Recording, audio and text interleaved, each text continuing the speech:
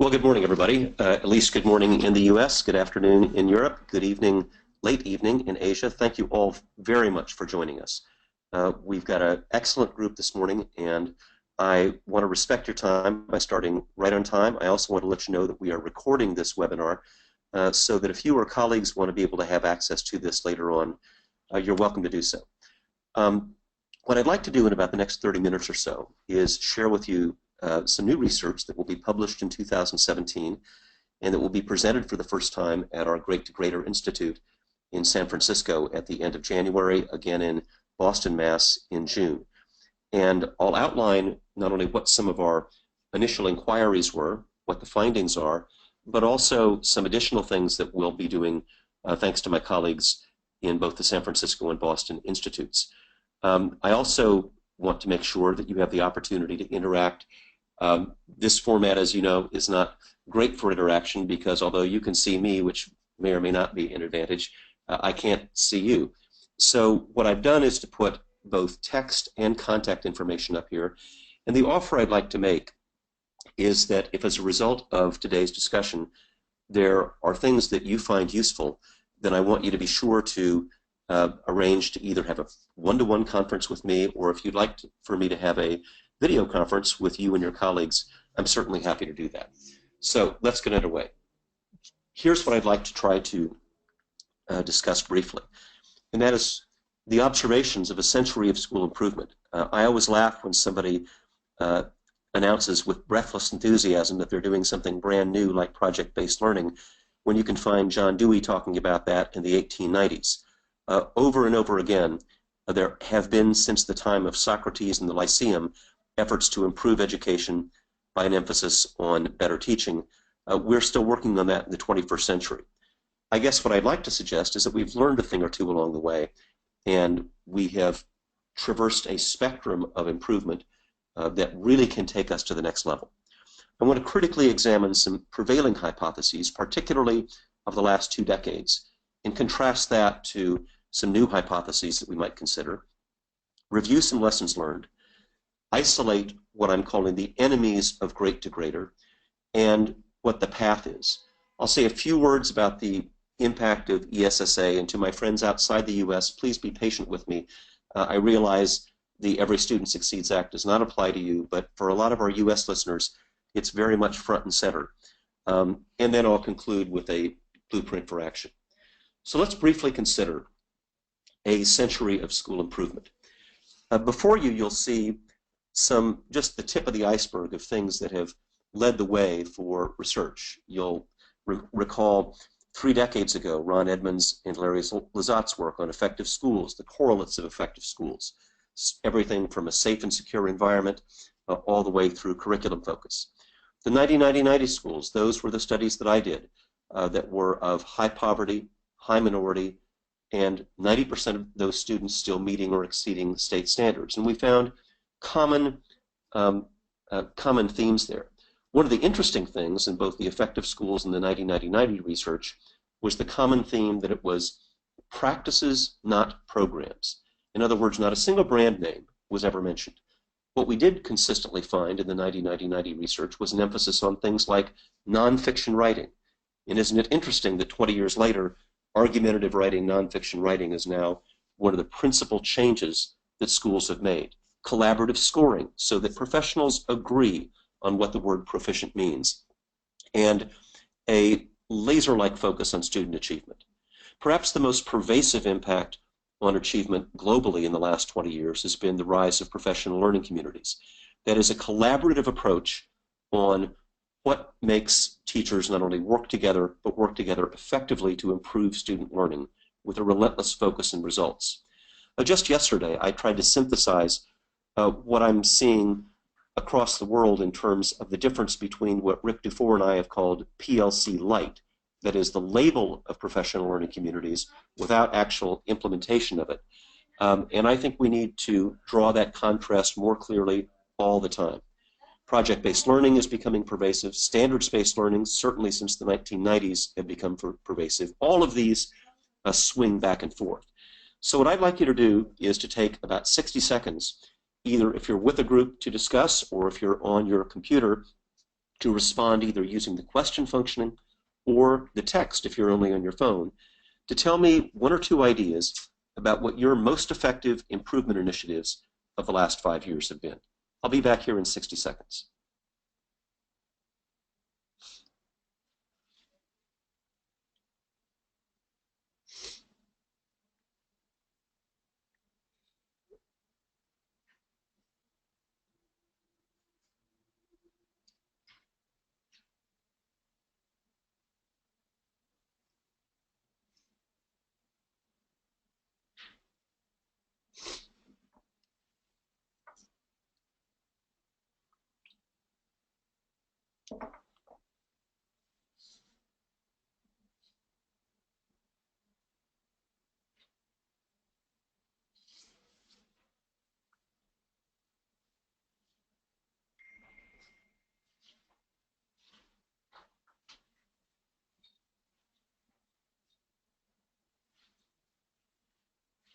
Now, there's a lot of very interesting thoughts that you just offered in the last 60 seconds, but one of the interesting commonalities among those of you who are participating is the difference between the identity of a reform and the implementation of a reform. I've written extensively about this in works called Closing the Implementation Gap. And if we've learned anything, it's that we've done a great job of writing rubrics for kids, not so much in terms of writing rubrics for adults. And one of the paths that I see going forward is we have to be as attentive to holding ourselves accountable as we have been to holding students accountable. If there's any future in the path toward accountability, it's moving away from saying the way that we get better is by testing children and more toward focusing on our own variables. As you're going to see in a moment, that indeed was one of the characteristics of the Great to Greater schools. So let's critically examine some of the prevailing hypotheses that have guided us for the last 20 years. You know what hypotheses are. Of course, they're testable if-then statements. So let's consider just a couple of these. Innocuously enough, if we make decisions based on data, then student achievement will improve. And I've always marveled what other basis we would have to make decisions based on. If not based on data, then what?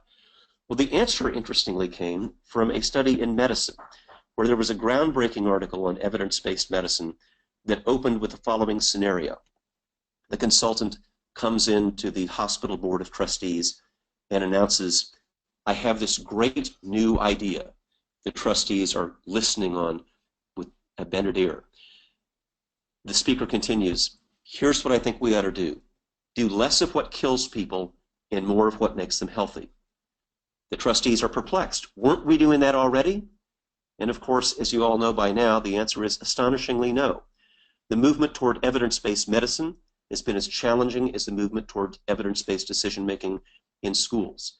Because as Atul Gawande, the surgeon and Harvard Medical School professor, has so thoughtfully written, everybody wants to use evidence and checklists when they're running the show and when they're under the knife, as it were. But when they want to operate autonomously, they are resistant to anybody else's evidence and anybody else's checklists. So let's take this one step further. If we have more testing, then we got to have more data. And as a result, shouldn't that lead to better decisions? Perhaps, but that's a hypothesis that demands to be tested. I was just with a group yesterday of thoughtful, wonderful people who are very dedicated to gathering lots of evidence. But after the 6th set of tests, the question had to arise, what value are we gaining beyond the first one? The first one was a lot better than 0. The second one, which included open-ended responses in addition to closed-ended, was better than the first. But the third, the fourth, the fifth, the sixth, at what point do we say more data alone is simply like getting on the same scale 3 different times and hoping for a different result? Here's another hypothesis. If we evaluate teachers in detail, then they will be more effective. And of course, it makes sense. People have been frustrated over the fact that sometimes people went for years without being evaluated. In my own study of 36 states of leadership evaluation, I found that brand new administrative interns, not unlike non-tenured teachers, tend to get a lot of observation and a lot of evaluation. But the longer the tenure, the more senior the position, the less frequent the feedback was. And one of the things that we've learned, thanks to Tom Guskey and many others, is that whether we're talking about students, teachers, or educational administrators, performance improves not with grades, not with evaluations, but with feedback, provided that the feedback is accurate and timely.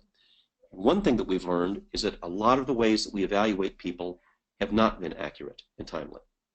Here's another hypothesis. If we require school plans and district plans, then leaders will become more effective. I'll bet everybody on this webinar has participated in the development and completion of plans. Maybe you're doing so right now for the next year. But my colleague Brandon Dubeck and I did an interesting study that was published by Columbia University Teachers College Press, in which we evaluated different elements of required plans, both at the provincial level in Canada and at the state level in the United States. We looked at more than 2,000 of them. And what we found was that a lot of things that were required were not, in fact, related to improvements in student results. In fact, the elegance of the plan and the length of the plan, as Michael Fullan famously said, was inversely related to student results. Nevertheless, a lot of people continue to churn out plan requirements. I certainly see the same thing right now with Every Student Succeeds, with a hypothesis that planning, and detailed planning at that, leads to better achievement. Here's another hypothesis. If we replace principals every year, then we'll scare the living crap out of them and they will improve. Well, I say that to you as friends. That's probably not great for public consumption, but it certainly does seem to be what people have believed. The whole reconstitution movements, where you'll see, particularly in high-poverty urban schools, a revolving door of administrators is, I suppose, based on some theory of fear-based improvement, but it certainly doesn't have any evidence in terms of student achievement. So now it's your turn. I've shared some hypotheses that I've seen widely used. What have you seen? And what do you think that has been tested or maybe still needs to be tested? Remember, express your hypothesis in if-then terms, and you can either use the question function on your webinar or you can text. I'll see you back here in 60 seconds.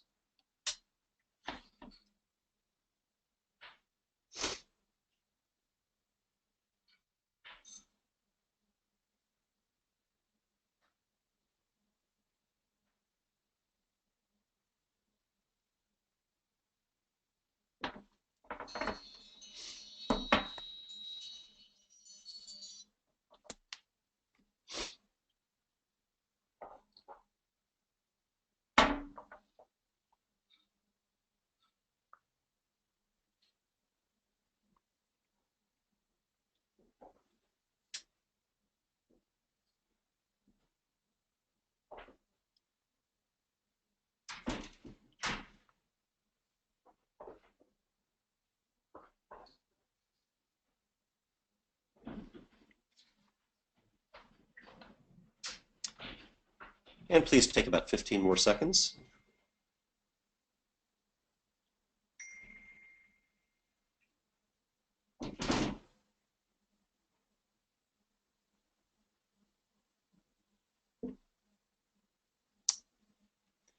And let's come back to large group.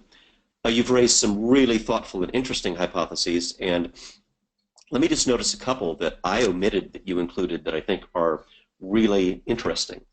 And one is, if we use more technology, then improvement ensues. Well, to be sure, that is a hypothesis yet to be tested. I want to take this opportunity to recommend what I think is one of the best nonfiction books of 2016, and that is by Sherry Turkle. She's an MIT professor, Turkle, and the title is Reclaiming Conversation. And not to get off on too much of a bird walk, but when an MIT professor says we need to challenge the relationship between technology and improved student achievement, we ought to take her seriously. I'm not a Luddite. I'm just agreeing with you that this is a hypothesis yet to be tested, and technology is way too broad a term. The other interesting idea that you expressed just now was if we make structural changes, the classic and perpetual, it seems, reorganization of central offices, reorganization of schools, reorganization of fill in the blank here, that leads to better achievement. when in fact I think a lot of us know that although organization is important, relationships are what really lead to effective links between leadership, teaching, and student achievement. So let's move into the Great to Greater research. There's been a progression of improvement ideas over the course of the last couple of decades. What I might call the first one is from wretched to not quite so wretched, or what I've called from failing to adequate. There were entire conferences devoted towards schools, and of course, thanks to the metrics of No Child Left Behind, it's a pretty good way to reach a lot of people when you can guarantee statistically that a greater and greater number of schools will be failing every year. So if all you need to do is move from failing to adequate, you can have a fairly wide audience. Not sure how motivating that was or how accurate the descriptions were, but that's certainly where we've been. Then there was a lesser movement of from adequate to good. Certainly thanks to Jim Collins, there's been discussions of good to great, schools that were doing well and wanted to get even better. But the latter is where my focus is today. And it's a small subset, but I think an important subset from which we can all learn. In the course of the research for this, I've been interviewing people who, let's just to take an example most recently, on a 12-year trajectory. And the first 3 or 4 years, they went through all of these. They were failing. They had a significant number of schools that were in significant trouble, a very high dropout rate, and discipline was all over the place, parental involvement non-existent, and with diligent and hard work went from failing to adequate. They continued to work from adequate to good. They even went from good to great with some national recognition. And that took them about 8 years into their 12-year journey. The question I had to ask is, didn't you ever just get worn out? Didn't you just want to stop and rest on your laurels? And the schools in the study didn't. They continued to go from great to greater when they could have easily just relaxed, engaged in what some leaders call road status, that's ROAD, retired on active duty. But instead they kept getting better and better and better. Now, how in the world did they do this? Let's consider some of the lessons learned. First, the converse, what I've called the enemies of great and greater. Words like adequate, proficient, and I'm going to go out on a limb here and say even meet standards or the pervasively used exceed standards. People think that they've arrived when they have exceeded standards. And that's a term that I want to respectfully challenge, because what it implies is a quantitative distinction between proficiency and just a little bit better. And what that means is a prescription for, if not mediocrity, just a little bit better than mediocrity. Exceed standards does not nearly convey what great to greater schools are all about, which is a qualitatively different level of achievement by both students and the adults. So let's examine the path to greater. First of all, what I found consistently in these schools is that they have redefined great performance. And by redefining that, I mean that rather than say we're exceeding standards academically or in terms of teaching, they think of qualitative, rich descriptions of what makes for exemplary work by both the adults and the students in the school. In other words, they have to get way beyond what a test would define as great and redefine great performance with descriptors. They move from effects to causes. This, if I could ask you to take one thing away from today's webinar, it's this. The difference between schools that went from failing to adequate to good to great, we're all focused on effect data, and that'll get you so far. But if you don't also look at causes, then you're unaware of how you can sustain that effort. Think of it this way. If we change the context from a discussion of academic performance to student health, then I suppose that you could weigh them frequently, and maybe you'd even see a decline in weight, an improvement in body mass index, and the apparent improvement in student health. But think about this from a parent's perspective. Would you want to know if your child lost weight due to diet and exercise or due to anorexia and drug abuse? Because you know what? Anorexia and drug abuse will, to be sure, lead to a weight loss, but it's probably not what you wanted. That's exactly what happens on the academic side when we focus on effects alone. If we don't know what teaching practices leads to academic improvement, then we're unlikely to sustain it. Indeed, what we may do is to tragically reinforce some really bad practice. Thirdly, they confront what I would call the limit effect. Now, I want you to envision a normal distribution, and as the tail gets farther and farther to the right, we're getting closer and closer. Let's call this, for the sake of argument, 100% proficiency. And you've gone from 70 to 80 to 90, from 90 to 95, from 95 to 97. Here's the problem. The closer we get to that limit, the more likely the differences are from where we are to the limit is random variation. I can tell you that going from 70 to 90 represented a significant improvement in performance. I'm much less likely to be able to say with confidence that going from 90 to 95 meant significant improvement. And I can just about tell you that from 90 to 97, or for that matter, 97 back to 95, was anything except noise. And yet people who are stuck in the limit effect spend a lot of time on those last couple of percentage points instead of confronting the limit effect, which essentially means redefining the limit. That proficiency, even at 100%, isn't enough. And the fourth and final thing, and this may strike you as counterintuitive, is that they question the cost of superiority. Yes, there is relentless drive, what I have called a laser-like focus on student achievement, but it's not enough to simply drive yourself that way and perhaps drive your students and colleagues crazy. And I use my term with caution. As you'll see in a few moments, one of my colleagues, Dr. David Gleason, is going to address this specific issue, that there's this important balance in great to greater schools in pursuing excellence without being so obsessed that we lose the psychological and emotional care for our students. So all these different things are being pursued simultaneously by these schools.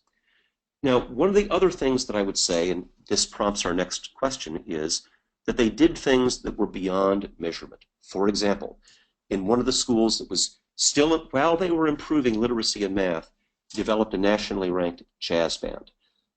They have developed international theater expositions. They developed opportunities for students to deeply study for 3 or 4 months at a time a field of interest that is way beyond the classical genius hour, way beyond the mere elective, and a commitment to deep study. And those things don't show up in a test and are not measured. So take 60 seconds again, either with your question function or text, and tell me what you're doing that is beyond great, on the path to greater, and yet is not measured. I'll see you back here in 60 seconds.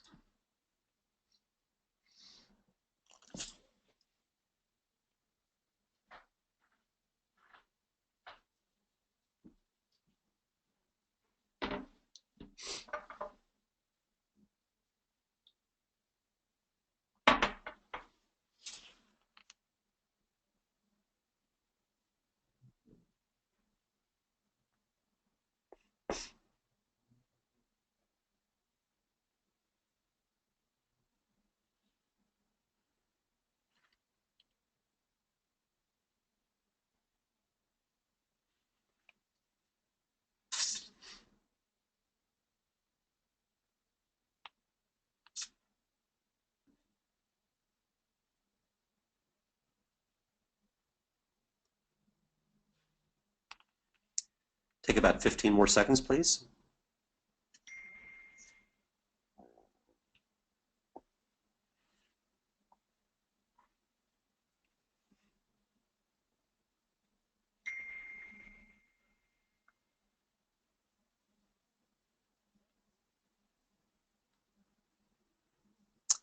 And let's go back to large group.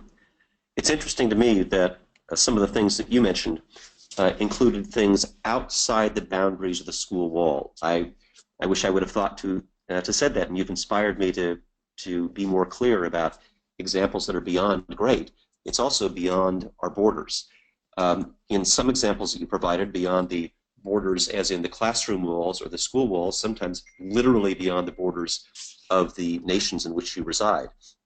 I think those of you participating from abroad set a really good example for the rest of us to think about how do we get beyond the compound walls and have our students grow up as global citizens? That's not the sort of thing that you're going to see in an SAT score, but it's the sort of thing that is going to help them beyond measure as we think about the years ahead. So a couple of brief words about ESSA, and to some extent these blend together. We have an opportunity to, and for those of you outside the United States, I'll just say briefly, the Every Student Succeeds Act is the new federal legislation passed, interestingly, by majorities of both houses of Congress and both political parties to fundamentally move a lot of authority in education from the federal level in Washington, D.C. to the state level, and even indeed down to the local and district level. So the practical impact that has is an opportunity to redefine what does student proficiency mean and what does teacher effectiveness mean. Because in the past, those have largely been subject to test-based definitions at the federal level and very strict parameters on what teacher effectiveness has been called, both in terms of qualifications as well as in terms of practice, which led to some onerous, bureaucratic, and unhelpful definitions for both students and teachers. We have the opportunity to redefine that, to move past test-based accountability, and to fundamentally challenge what Kim Marshall has called toxic teacher evaluation systems. We know what effective feedback is, which is fair and accurate, specific and timely. The acronym FAST might be useful for fair, accurate, specific, and timely. And yet, many systems remain mired in these toxic systems that are anything except fair, accurate, specific, and timely. Now, the danger of this new law is that if you replace one bad bureaucracy at the national level with another one at the state level, we haven't accomplished very much. So we're putting a great deal of faith and hope in our local and state leaders to learn from the mistakes and redefine what we've been calling proficiency and efficacy. And there really is, most importantly, an opportunity for states and districts to be the engines of innovation. It seems to me that we need to define what does an engine of innovation look like, kind of like this research that I've been sharing with you. You can observe a lot, Yogi Berra, an American baseball player, said, by looking. And that is, you don't go out with a hypothesis in search of evidence to confirm it, but you go out genuinely asking, what were the distinctive practices that helped you go from great to greater? One way of doing that in your own system is what I have colloquially called the science fair. And the science fair has 3 panels, just like Kids Science Fair does, with the left-hand panel showing a challenge. Maybe it was a challenge in achievement. Maybe it was a challenge to go beyond 100% proficiency. Maybe it was a challenge in engagement, in the arts, in emotional care. The middle panel, what were the adult actions that led to that? In the right-hand panel, what were our results? This systematic way of identifying what innovation looks like and what were the results is going to be what's going to help your system and indeed schools around the world go from great to greater. So what's a blueprint for action? Number 1, if you take anything else away from here, we want to define what are we going to look at beyond test scores. And look, I'm not a radical. I know that you still want to know how are kids doing in reading and mathematics, and that's a reality. But we must define excellence way beyond that so that our stakeholders have a view of what achievement looks like beyond merely a repetition of the previous year's test scores. Most importantly, we have to define cause variables. And that includes not only teaching and leadership, but I think it's well past time that we also defined causes in terms of parent and community support and other engagement indicators. And I hear a lot of anger out there at failed accountability systems. My plea today is that you refocus that anger and get beyond the past 16 years of tests and terror and intimidation and move forward to a constructive approach that leads us from great to greater. Now, I've mentioned these institutes a couple of times. It would be really great fuel for my ego if I were the only one speaking for 3 days at these things, but I know well enough that I need to listen and not just talk. So let me just tell you about a couple of colleagues who will be there also. Kim Marshall, as many of you know, is the editor of the Marshall Memo, now in its 14th year, of the single best compendium of educational research that I know of. 44 journals researched in detail in a weekly publication of the essentials from those research journals. Please check out marshallmemo.com. And what Kim has recently done is to synthesize what are the big, what he calls mind shifts over the last 10 years. David Gleason is a clinical psychologist who has worked with very high-performing schools around the world. I actually met him in Kathmandu in Nepal, but he turns out to live actually very close to me in the greater Boston area. His new book is At What Cost? And he focuses on the psychological toll on students in high-performing schools. And here's the tension that you're going to see at these institutes. Yes, we want to pursue higher and higher levels of performance, but if we do so without considering the emotional toll on students, we're pursuing a short-term gain at a long-term cost. Dr. Gleason's point of view is that we have to pursue excellence while also considering the emotional and psychological toll on our students. My colleague Brandon Dubeck is going to talk about adaptive collaboration. For a lot of all the talk about what collaboration means, we need to be much more careful in defining that, lest we simply have people sitting around a table all essentially operating in isolation without really engaging in relationship or effective change. So, in the time that we've had together, the things before you is what we've attempted to discuss: the prior focus on school improvement, the prevailing hypotheses and lessons learned, the enemies of great degrader, the path forward, and a blueprint for action. I want to finally offer you individual or group conferences. You can go to creativeleadership.net, see more about the work that we're doing, including a lot of free videos, free articles, free downloads. And if you want to learn more, I am always available. My friends who are on this call know that I'm willing to do these sorts of things literally around the world at all hours of the day and night. And so whether your system is large or small, you can count on us for support. I'm also happy to share these slides and as well as a copy of this webinar, the video and audio version, so that you're welcome to share it with whomever you wish. I'm going to switch to my other screen right here just to see if there's any last-minute questions before we adjourn for the day.